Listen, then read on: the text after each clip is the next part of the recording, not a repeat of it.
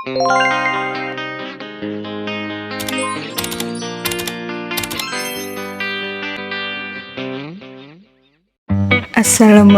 warahmatullahi wabarakatuh. Perkenalkan, nama saya Sri Ulandari, NPM 2020-01032, Manajemen 6A. Baiklah, pada video kali ini saya akan membagikan atau menjelaskan materi mengenai paradigma Islam tentang ilmu ekonomi.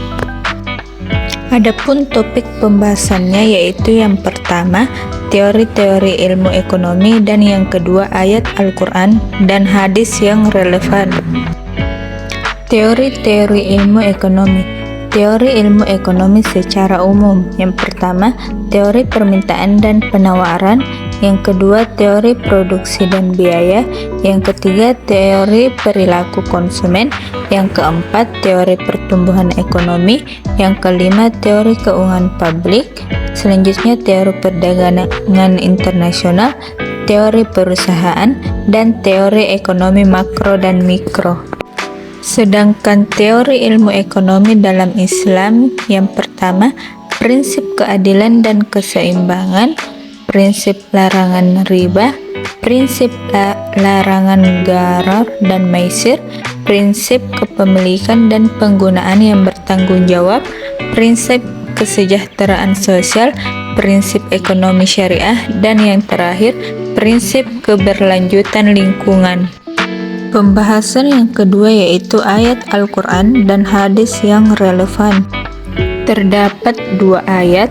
Ayat yang pertama yaitu, "Dan janganlah kamu berjalan di muka bumi ini dengan sombong, karena sesungguhnya kamu sekali-kali tidak dapat menembus bumi, dan sekali-kali kamu tidak akan sampai kepada tinggi gunung." Surah Al-Isra.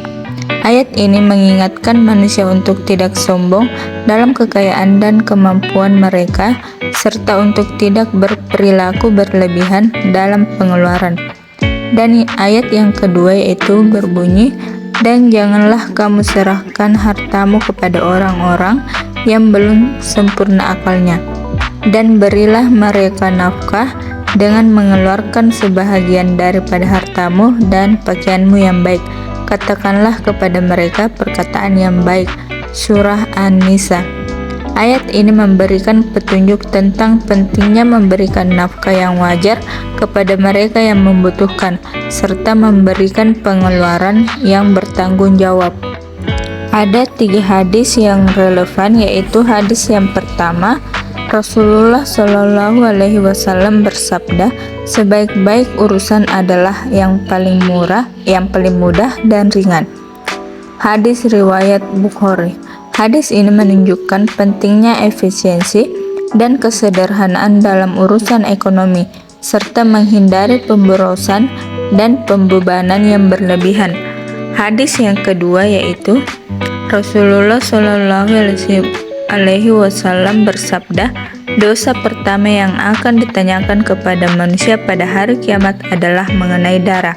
Hadis riwayat Bukhari.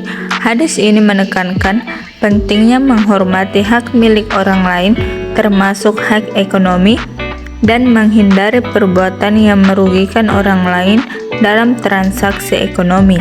Sedangkan hadis yang ketiga berbunyi, Rasulullah Shallallahu Alaihi Wasallam bersabda, "Sebaik-baik penghasilan adalah hasil usaha tangan sendiri." Hadis riwayat Bukhari. Hadis ini mengajarkan pentingnya usaha dan kerja keras dalam mencari penghasilan yang halal dan bermanfaat, serta menghindari ketergantungan yang berlebihan pada orang lain.